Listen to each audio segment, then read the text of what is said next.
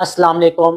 اگر آپ کا یا آپ کے گھر میں کسی کا اچانک سانس پھول جاتا ہے، سیڑھیاں چڑھتے ہی، چلنے پہ یا پھر آرام سے بیٹھے بیٹھے، تو یہ ویڈیو آپ کو ڈیسائیڈ کرنے میں مدد کرے گی کہ یہ ڈینجرس ہے یا پھر کوئی سمپل ریزن۔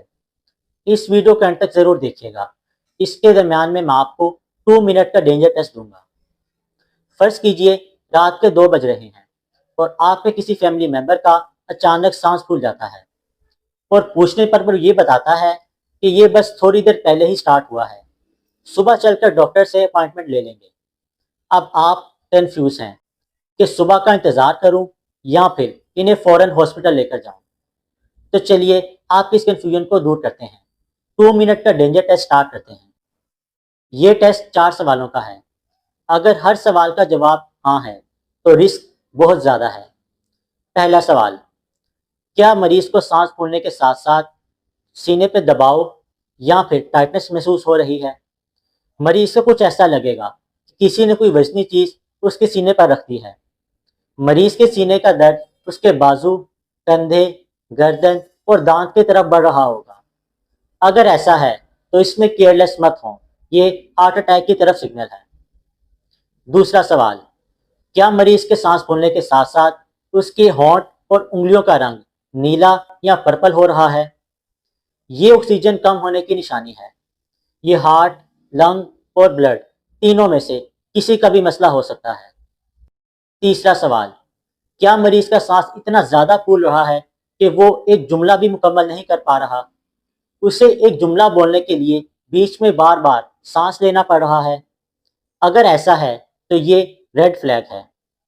چوتھا اور آخری سوال، کیا سانس پھولنے کے ساتھ ساتھ مریض کو چکر آ رہے ہیں، گھبراہٹ ہو رہی ہے یا پھر ٹھنڈے پسینے آ رہے ہیں اور وہ بار بار بے ہوش ہو رہا ہے؟ یہ سب ہارٹ اٹیک، پلمنری ایمبولزم اور پینک اٹیک میں ہوتا ہے۔ اگر 2 یا زیادہ سوالوں کا جواب ہاں میں ہے تو انتظار مت کریں، مریض کو فوراً ایمرجنسی میں لے کر جائیں۔